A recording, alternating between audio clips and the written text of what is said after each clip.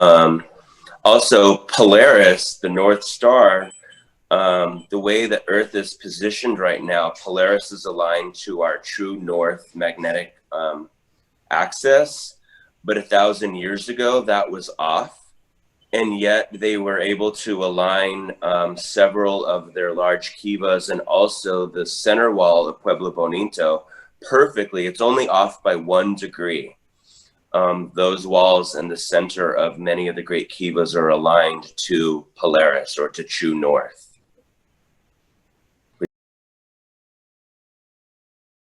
The scarlet macaw birds are really interesting. When they're separated from their bird families or from their human masters, they actually commit suicide by starving themselves. The birds tend to live to be about in their 80s in their natural environments, but the scarlet macaws on Earth in Chaco Canyon were between 3 and 5 years old. So they didn't survive in the climate here in the high desert. But they would have had to have developed a really profound relationship with the ancient indigenous people in order to be moved from Mesoamerica into what is New Mexico right now. The archaeologists believe because there was no roads, the wheel, the wagon had not come to this part of the world yet. There were no horses or oxen when Chaco Canyon was thriving. And so they estimate that the trip to Mesoamerica, and they traveled as far south as Honduras and Belize, they estimate that that trip was 10 months one way. They traded copper bells and shells with the people in the Baja regions of Mexico. They traded as far south as Honduras and Belize, macaw, birds, chocolate, obviously, probably pottery that was brought down to Mesoamerica, which shows up in Mesoamerica as a style of architecture too, that are these T-shaped doorways, which I can show you this image of a T-shaped doorway. And they don't really understand why the doors were built in this pattern, but doors like this show up in ancient sites in Mesoamerica dating back to the same time as Chaco Canyon. So we don't know if the people in Chaco taught the Mesoamericans that style of architecture, or if the Mesoamericans taught the ancient Puebloan people that style of architecture. So it's really interesting.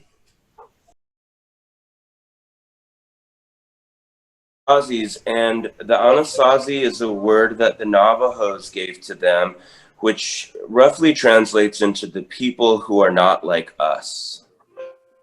And the Navajo were nomadic, and the Anasazi, the Chacoans, were very stationary.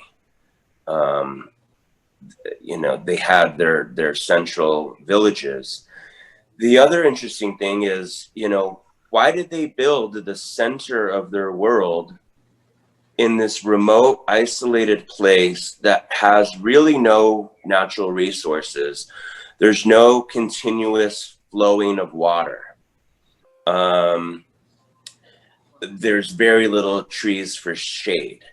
National park is called Chaco Culture National Park because the Chacoans extended into over 250 other villages outside of the canyon, which includes places like Acoma Pueblo, Taos Pueblo. It includes Canyon de Che, Mesa Verde, Pueblo Pintado.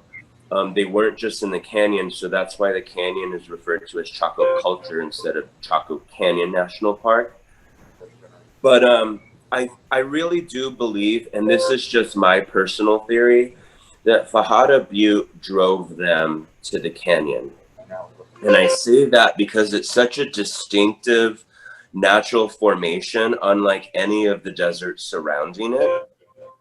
And the Acoma people tell a story about how when their people left Chaco in search of their new home, which was called Haku, which meant the place prepared, they walked out into the desert, calling out into the cliff sides and the mountains, Haku! And wherever the and wherever the echo came back at them the strongest, they followed that echo. And for day after day, they walked in the desert looking for Haku. And eventually they got to a place where Haku didn't echo back to them. And it was a large mesa where they knew they would build and establish their new village on top of. The people of Taos talk about how when they left Chaco, they followed an eagle. What I was saying was the people of Taos, their people talk about how when they left the canyon, an eagle led them east towards the main water source, which is the Rio Grande River. And when they reached that main water source, the eagle led them north into the mountains. And when the river split in one direction and a creek split in the other direction, two feathers fell from the eagle and landed in the sand. And that's how they knew that was their new home and where they would build Taos Pueblo. And so I imagine that there was probably very similar stories to what Taos and Acoma talk about within the Chacoan people, and what led them to that canyon, what spiritually reached out to them and said, this is the epicenter of your cultural world.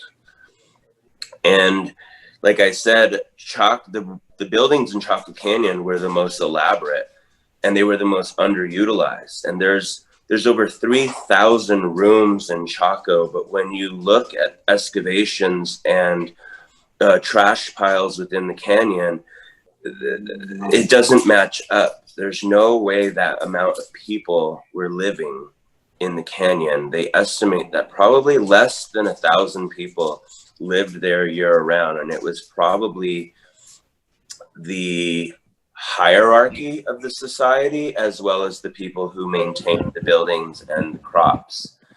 But most people lived in places like Mesa Verde, Canyon de Chelly, Acoma, Taos, in 250 other villages, and then they would converge on Chaco at spiritual times of the year, probably the equinoxes and the solstices.